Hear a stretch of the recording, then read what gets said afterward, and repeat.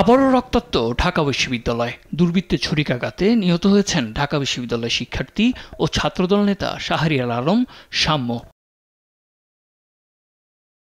মঙ্গলবার মধ্যরাতে রাজধানীর সোহরাওয়ার্দী উদ্যানে বাইক চালিয়ে যাওয়ার সময় অন্য আরেকটি বাইকের ধাক্কা লাগলে কথা কাটাকাটির এক পর্যায়ে সাম্যকে ছুরিকাঘাত করে পালিয়ে যায় দুর্বৃত্তরা।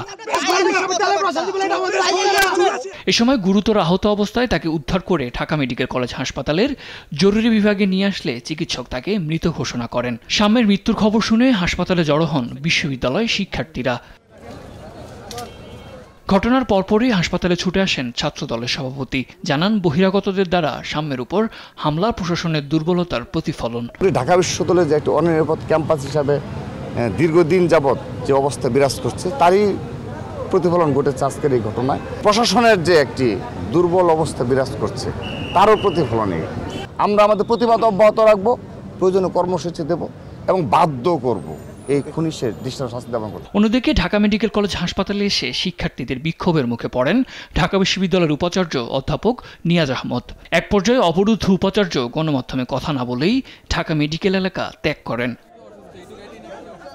শিক্ষার্থী সাম্য হত্যার প্রতিবাদে মঙ্গলবার মধ্যরাতে উত্তাল হয়ে ওঠে ঢাকা বিশ্ববিদ্যালয় ক্যাম্পাস। উপাচার্যের বাসভবনের সামনে বিক্ষোভ করে ছাত্রদল।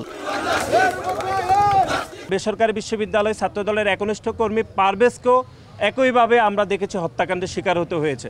আজকে ঢাকা বিশ্ববিদ্যালয় স্যার এফ রহমান হলের শাহরিয়ার আলম সাম্যকেও ঠিক একইভাবে কুপিয়ে এবং ছুরিকাঘাত করে তাদেরকে হত্যা করা হয়েছে। সুতরাং দুইটি হত্যাকাণ্ডের মোটিভ খুবই কাছাকাছি। মাননীয় প্রক্টর এবং মাননীয় ভিসি মহোদয়ের পদত্যাগের দাবিতে আজু ভাস্কর্যের সম্মুখে বাংলাদেশ জাতীয়তাবাদী ছাত্রদল বিক্ষোভ মিছিল এবং সমাবেশ করবে। অন্যদিকে ঘটনার পর তৎক্ষণাৎ সোহরাওয়ার্দী উদ্যানে অভিযান চালায় পুলিশ। এ সময় সন্দেহভাজন কয়েকজনকে আটক করার কথা জানান রমনা বিভাগ ডিসি মোহাম্মদ ইলিয়াস কবির।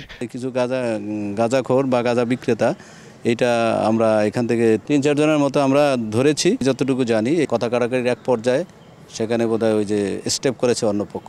শিক্ষার্থীদের কাছে জানা যায় ময়নাতদন্ত শেষে বিশ্ববিদ্যালয়ে সাম্যের জানাজা অনুষ্ঠিত হবে। সাদ আহমেদ, দেশ টিভি, ঢাকা।